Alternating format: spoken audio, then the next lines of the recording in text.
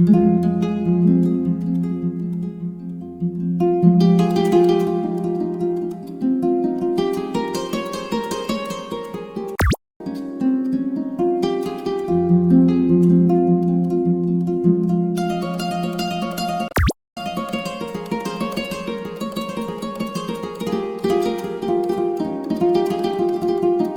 voulais saisir de l'occasion pour en tout cas féliciter les enseignants. Féliciter les enseignants dans la mesure où, pour l'entrée en sixième, la commune de Bandafassi est à 75%. Pour le CFE, la commune de Bandafassi est à 77%. Il est vrai que c'est en deçà du taux du département qui est à 85%, mais par rapport aux résultats des années précédentes, des pas de géants sont en train d'être effectués. Et vraiment, nous tenons en toute solennité à remercier les enseignants, les féliciter, les encourager, parce qu'aujourd'hui, nous sommes vers une tendance haussière grâce au sacrifice, au dévouement, aux engagements de tous les acteurs.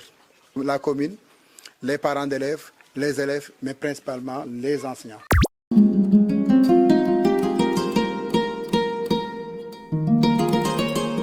Si chacun joue son rôle comme il se doit, je pense que la commune pourra atteindre 80%. C'est bien possible parce que je ne vois que des jeunes enseignants. Donc ça, c'est une chance. Et j'ose dire qu'il y a de la qualité. C'est des enseignants qui ont de la qualité dans ce qu'ils font. Donc j'ose dire qu'on peut hausser encore le score jusqu'à 80%. C'est possible. En tout cas, je vous invite à cela. Nous sommes là pour vous accompagner. Nous vous appelons en tout cas à travailler pour aller dans ce sens.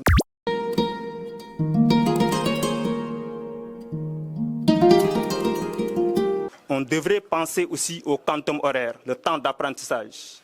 Dans la commune de Bandafassi, beaucoup d'écoles ne sont pas nettoyées. Ça, c'est un constat. Moi-même, j'ai échangé tout de suite avec un directeur au bureau sur les stratégies, les voies et moyens qu'il faudrait prendre pour que l'école soit propre dès la rentrée. Ça, je pense que nous tous, nous devons nous employer à cela. Nous devons associer la communauté, la jeunesse, pour que l'école soit accueillante dès le premier jour de la rentrée des classes. Parce que quand même, le temps d'apprentissage est important sur la qualité des enseignements-apprentissages. Nous tous, nous le savons. Donc, il faudrait travailler à cela.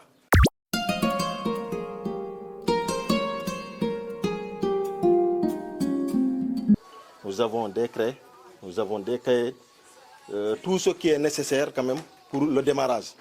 Même si ce n'est pas suffisant parce que vu aujourd'hui la taille de la commune et les moyens, donc nous avons quand même pu obtenir quelque chose pour juste vraiment permettre aux écoles de démarrer. On ne dit pas au bité djangté, mais quand même pour permettre quand même aux parents d'abord de chercher un complément, mais qu'il y ait quand même quelque chose pour démarrer les cours.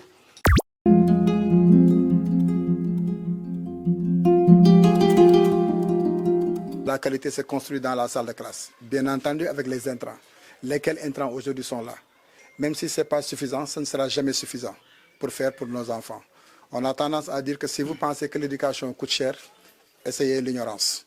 Donc on ne fera jamais assez. À chaque rentrée des classes, il s'emploie à donner des manuels et des fournitures scolaires aux écoles. Parce qu'il sait qu'il doit participer à l'acquisition de ces matériels. Et je le remercie vivement pour ne pas oublier cela.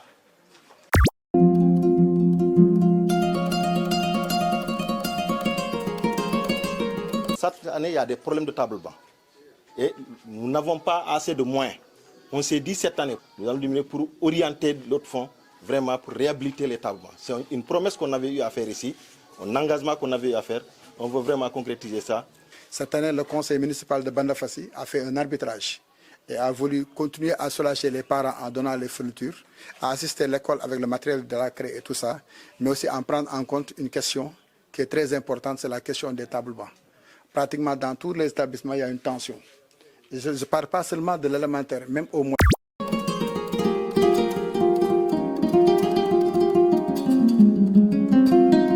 L'enfant, il faut qu'il soit à l'aise durant les périodes d'apprentissage.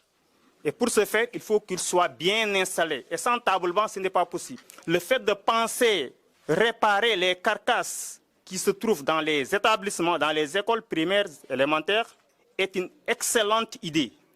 Moi, franchement, je le salue. Donc, vous êtes en train d'accompagner l'État qui a consenti beaucoup d'efforts pour le développement du système éducatif.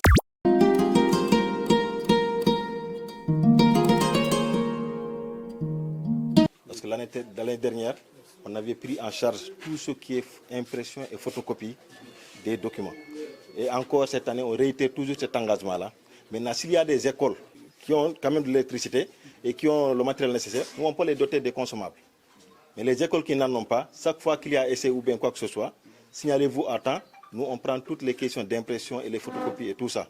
Essai, compose et tout. À chaque fois qu'il y a essai, ils donnent leur contribution en rame de papier, on tire pour l'ensemble des écoles. Je voudrais aussi ici encore vous dire, ne vous limitez pas seulement aux essais. Aujourd'hui, les rames de papier, c'est des fournitures. Je parle sous le contrôle des enseignants. Dans les petites classes, il est difficile d'évaluer aujourd'hui. C'est des images. Donc, on a tendance à tirer beaucoup. Donc, il faudrait qu'aujourd'hui, à côté des cahiers, que les écoles puissent recevoir aussi des rames de papier qui leur permettra de procéder à cet tirage.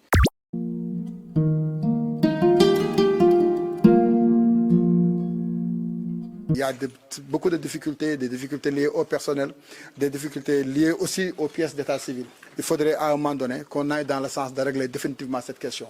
C'est largement à notre portée. Parce qu'aujourd'hui, la plupart des parents d'élèves sont instruits. Ils ont été à l'école. Il s'agit tout simplement d'identifier, en tout cas, tout enfant qui n'a pas de pièce d'état civil et qu'on aille dans le sens de voir, au cas où ces enfants-là n'en ont pas, d'aller vers les audiences foraines et de ne pas se limiter seulement à la classe de CM2 ou à la classe de CM1.